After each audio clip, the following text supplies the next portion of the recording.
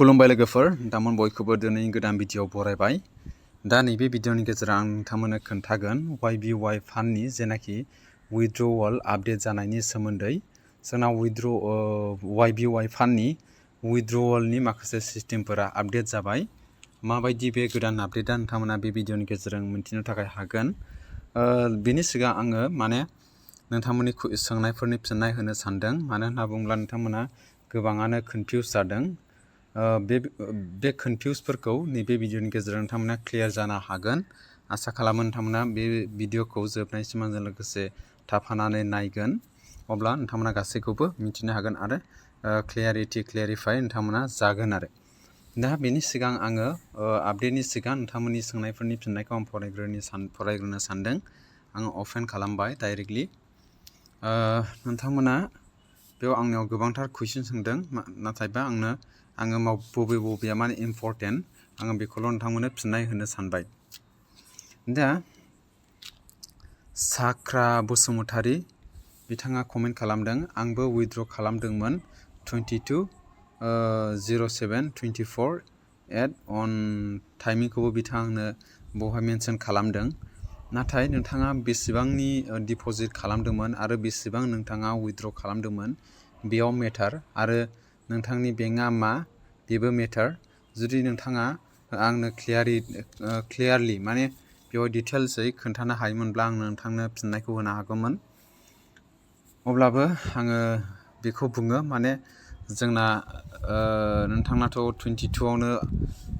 Withdraw खालामदोंमोन नाथाय दिनैसिमबो नोंथाङा पेमेन्टआ नोंथांनि साक्सेस जायाखै बेनि खारना जानो हागौ नोंथाङा बेखौ मिन्थिनांगोन जे डिपजिट खालामनाय 6000 10,000 नोंथाङा बेसेबांनि डिपजिट खालामदों माने रिसार्ज खालामदों बे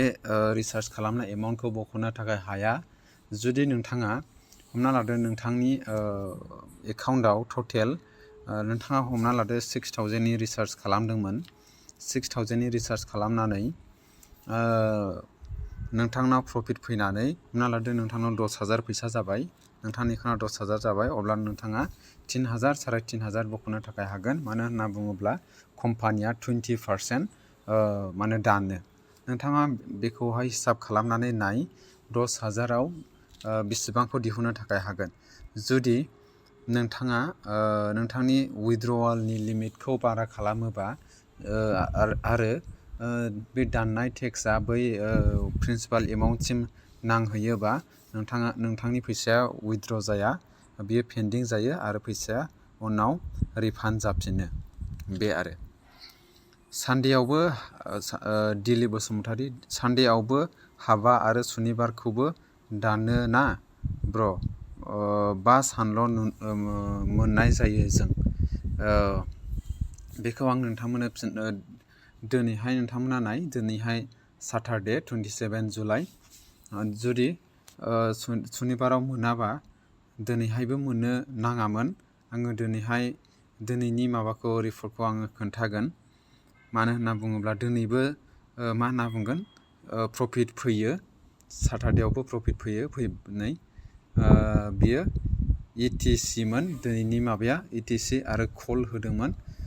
बेवहाय बेसेबां प्रफिट जादों नोंथांमोना बेवहाय नायनो थाखाय हायो दा नोंथांमोना बेजों मिन्थिनो हायो कि सैटरडेआवबो माने प्रफिटआ फैयो सिगांनिफ्रायनो सैटरडेआवबो होदों आरो बबेबा समाव आंनाबो सुक्रुबारावनो खालामदों दाबो हाबाखै पेन्डिंआवनो दं नोंथांनि बेंकफोरा थिगब्ला बियो थारैनो हाबगोन मानो होनना बुङोब्ला सुक्रुबारावनो खालामदों दिनै सुनिबार सानडेआवथ' जोंना जाया मानडे टुइसडेआवहाय नोंथांमोना नोंथांनि फैसाया हाबहैगोन जुदि थिगैनो नोंथाङा होजोबदोंबा एकाउन्ट नाम्बारखौ सोलायनो हायो ना हाया एकाउन्ट नाम्बारखौ सोलायनो थाखाय हायो जुदि नोंथाङा सोलायनो गोसो दङबा मिआव थांनांगोन सिगां YBY खौ अपेन खालामनानै मिआव थांनांगोन बेनिफ्राय विथड्रवाल बेंक होननायखौ नोंथाङा बेयाव चेन्ज खालामनांगोन बेवहाय नाम होदो एकाउन्ट नाम्बार बेयाव IFSC ओमफ्राय बेनिफ्राय बेंकनि नाम बेवहाय सेन्ड OTP होनानै सेन्ड OTP हरगोन बेनिफ्राय बेवहाय OTP होयोब्ला बेयाव सेन्ड OTP नि जायगायाव साबमिट होनाय मोनसे कालार ब्लु कालारनि फैगोन बे साबमिट होबानो नोंथांनि एकाउन्टआ आपडेट जागोन दानिया बे थांबाय बेबो जाबाय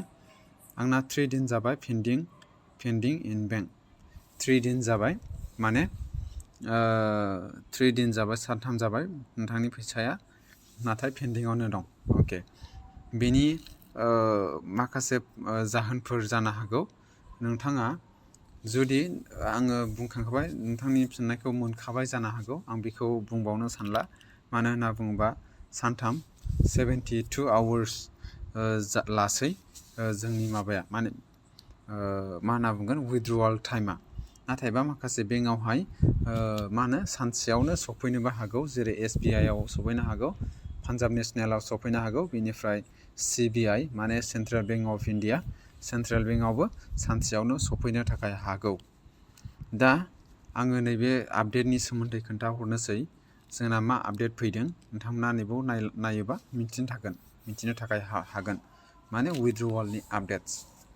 and of month bank settlement now bank fluctuations may cause delays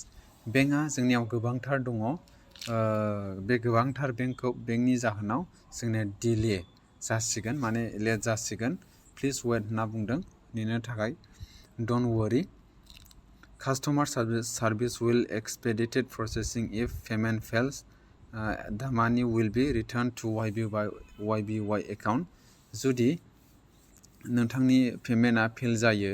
अब्ला डाइरेक्ट बियो रिटार्न जानानै YBY एकाउन्टआव थांफिनगोन इफ इट इज बिं प्रसेस अर साक्सेसफुल जुदि बियोबा मा होनो प्रसेसआव थायोबा साक्सेसफुल जायो अन्नानै नेनो थाखाय होदों 72 आवार्स माने 72 आवार्स बा सानथाम लायो सानथाम नेनो थाखाय खावलायदों if the account has not credited within 72 hours 72 आवरसावहाय जुदि क्रेडिट जायाब्ला PDF फाइल खालामनानै आंनो खबर खालाम होननानै बुंदों बे आंनोआ सोर बेखौ नोंथांमोननो खोन्थागोन सोर बियो सोरनो खबर खालामनांगौ वी गेरेन्टि होदों गेरेन्टि माने फैसाखौ नोंथाङा मोनथारखागोन होननानैहाय बेवहाय बुंदों आरो if it is recommended that do not focus on withdrawing on Monday बेखौ नोंथाङा गोसोआव ला मानडेयाव जोङो माने do not focus on withdrawing funds on Monday मानडेयाव जोङो माने टारगेट खालामनाङा जों मानडेयाव माने बयबो मानसिफ्रा मानडेयाव फ्राइडेयाव माने मानडेयाव टारगेट खालामो विथड्र खालामो बेनि थाखायनो माने ट्राफिक जायो बेनि थाखायनो मानडेयाव खालामालासिनो दस्रा दिनाव खालामोबा मोजां आरो बेनिफ्राय बेनोसै अके मा होनना बुंगोन सोर बियो गासैबो प्रब्लेमनि सलुसनखौ जोङो YBY आवनो मोनो YBY खौ नोंथांमोना अपेन खालाम सोरनाव जोङो सोंनो बेखौहाय आं नोंथांमोननो खोन्थानि बेयाव फैदो बेनिफ्राय जुदि नोंथांमोना नैबे गेजेरावहाय मेसेज होनायाव थाङोबा मेसेज बेयाव फैनानै कन्टेक्टआव थां बेनिफ्राय YBY आहाराम होननाय सासे बियो मेनेज खालामो गासैखौबो दा बेनाव नोंथाङा सोंनो हागोन मा सोंनो गोसो नोंथाङा बेखौ सोंनो थाखाय हागोन आरो YBY माखासे माने सिगनेल मोनाखै सिगनेलखौ माबोरै मोनो होनना बुङोबा जोङो नैबेनाव जोङो VIP ग्रुपआव हरो नालाय सिगनेलखौ नोंथांमोना नैबेवहाय टाइप खालामनानै बिनो सेन्ड खालामनांगोन प्लिज गिभ मी दा link of YBY WhatsApp group होननानै बेवहाय क्लिक खालामनानै सेन्ड खालामबानो बे ग्रुपनि लिंक बियो नोंथाङा शेयार खालामगोन आरो गासैबो नोंथांमोननि कुइसन नोंथांमोननि डाउट बेखौ गासैखौबो बिथांनावनो सोंहरनो हागोन आरो बियो 100% नोंथांनि फिननायखौ हरगोन आरो नोंथाङा सलुसन मोननो थाखाय हागोन आं बेखौ नोंथांमोननो माने खोन्थाबाय गुबुनाव सोङालासिनो बेनाव सोङोबा साबसिनै क्लियारि नोंथाङा बुजिनो थाखाय हागोन बा आंनाव सोङाबाबो बेनाव सोङोबा साबसिनै क्लियारलि नोंथांमोना मिन्थिनो थाखाय हागोन आरो सोंबावदोंमोन सोरबा आङो गोसोआव दं माने YBY आ माब्ला क्लस जागोन माने माब्ला बेन जागोन होननानै सोंदों बेखौ जोङो डाइरेक्टलि बुंनो हाया नाथायबा बेखौल' बुंनो हायो जोङो 3 इयार्सनि थाखाय गभर्नमेन्टजों मोनसे एग्रिमेन्ट खालामनाय जादों। मानो होनना बुङोब्ला YBY खौ जोङो एसे दासान्दि एसे गोलाव समनि थाखाय जोङो बेखौहाय बिलिभ खालामनो हायो। मानो होनना बुङोब्ला YBY खौ माखासे DC OC माखासे गोबांथार अफिसार गिदिर अफिसारफ्रानो बेखौ सालायनानै दङ। दा बेखायनो जोङो बेखौहाय एसे